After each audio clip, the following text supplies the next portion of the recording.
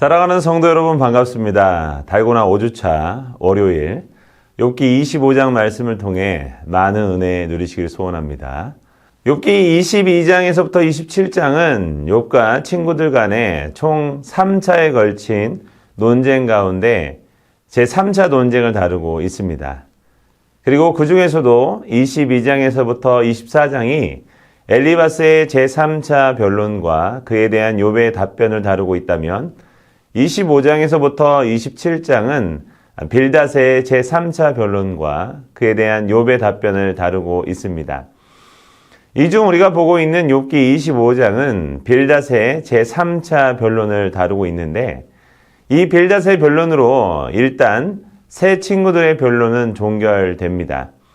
그동안 욥의 세 친구는 지혜 전승에 근거한 현세적이고 기계적인 인과응보론을 통하여 욥의 고난이 그의 죄악의 결과임을 주장하여 왔습니다. 그러나 친구들의 인과응보론적 주장은 욥과의 거론되는 논쟁 과정을 통하여 그 오류가 드러나고 말았습니다.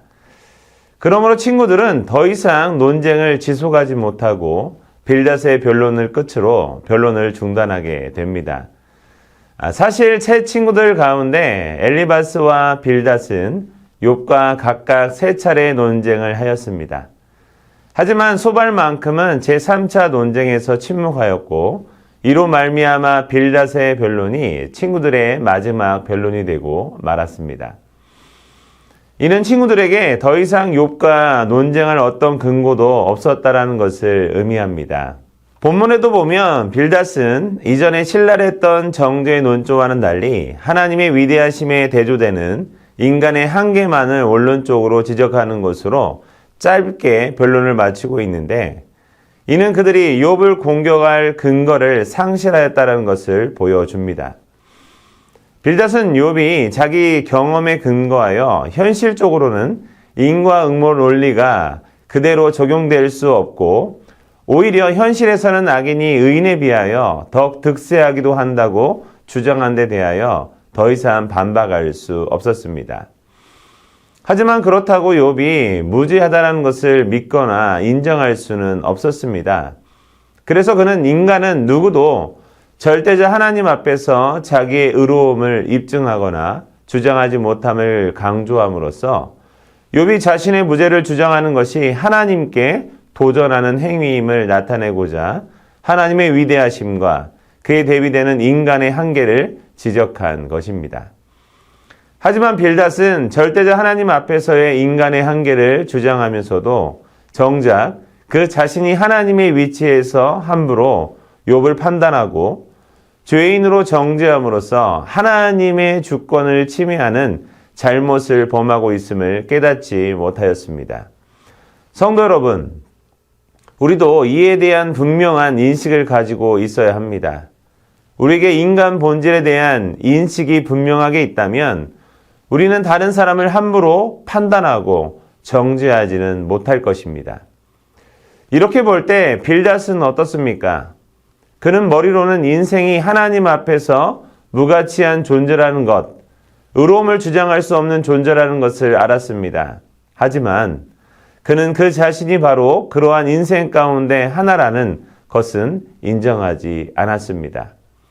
그가 만일 자기도 하나님 앞에서 무가치하고 의롭지 못한 존재에 지나지 않는다는 사실을 깊이 인식하고 인정하였다면 그와 같이 욥 앞에서 자기의 의로움을 드러내며 욥을 함부로 판단하고 정죄하지는 못하였을 것입니다.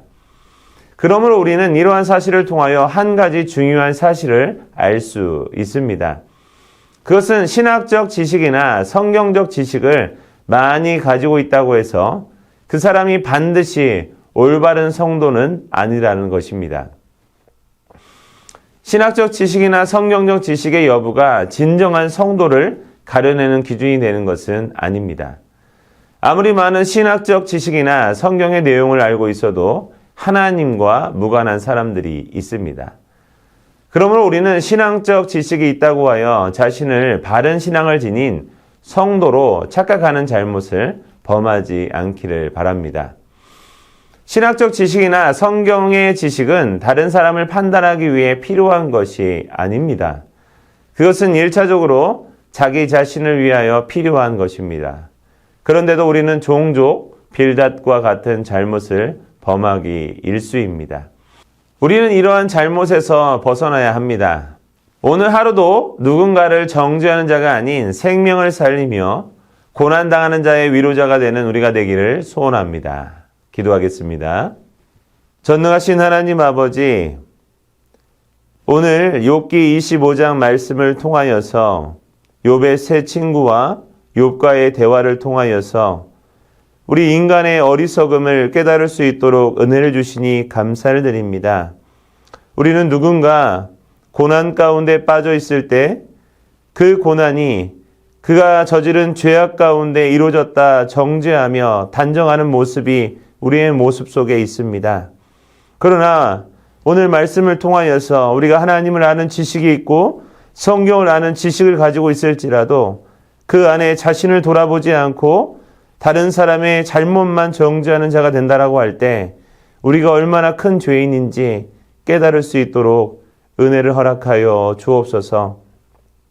오늘도 내가 머무르는 모든 삶의 장소에서 하나님이 보시기에 신실한 자로 서나갈 수 있도록 은혜를 베풀어 주옵시고 누군가 정죄하는 자가 아니라 먼저 자신을 돌아볼 수 있는 지혜로운 자가 될 수 있도록 은혜를 허락하여 주옵소서.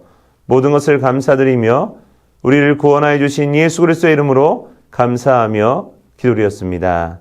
아멘. 오늘도 수고 많으셨습니다. 감사합니다.